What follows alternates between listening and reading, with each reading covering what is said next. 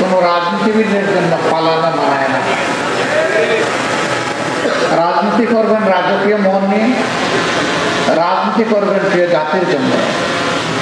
স্বৈরাচারী শেখ হাসিনা আপাতত দৃশ্যত তিনি এবং তার ফ্যাসিস্ট দূষররা 2024 সালের 5 আগস্ট তারা তাদের কর্মের উপহার পেয়েছেন।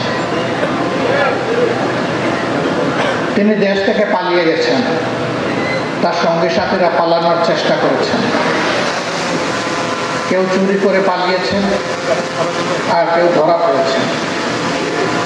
যারা পালিয়েছেন এবং যারা পালাতে গিয়ে ধরা পড়েছেন, একজন মানুষ হিসাবে যদি চিন্তা করা হয়, তাদের জীবনের চেয়ে মৃত্যু ছিল তাদের জন্য শ্রেয়।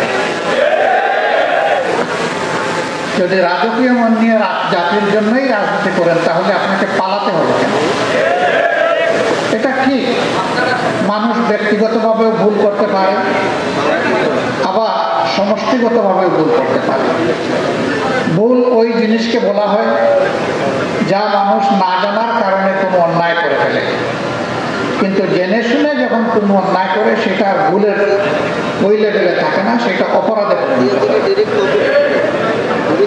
পেট পালায়, চুর পালায়, ডাকাত পালায়, খুনি পালায়, লুটেরা পালায়, গুমকারী পালায়, দর্শক পালায়, কোন ভালো মানুষ পালায় না।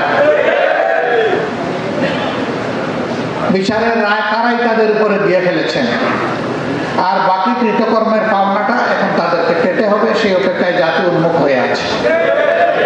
আমরা জানি এই সরকার সমস্ত বিচার সম্পন্ন করতে পারবে না, কিন্তু ফ্যাসিস্টের বিচার তাদেরকে শুরু করতে হবে, এবং এই শুরুটা হবে 28 অক্টোবর থেকে। যেদিন লগি বইটার তাণ্ডবে দেশে রাজনীতি তার পথ হারিয়েছিল, সমাজ তার পথ হারিয়েছিল, যেদিন মানবতার মৃত্যু হয়েছিল, ওই দিন থেকেই বিচারের কার্যক্রম শুরু করতে হবে। 28 অক্টোবর থেকে শুরু করে 2024 সালের 5ই আগস্ট পর্যন্ত এই লগি বইটাওয়ালারা যাদেরকে খুন করেছে, আমি মহান মওলার দরবারে তাদের শাহাদাত কামনা করছি।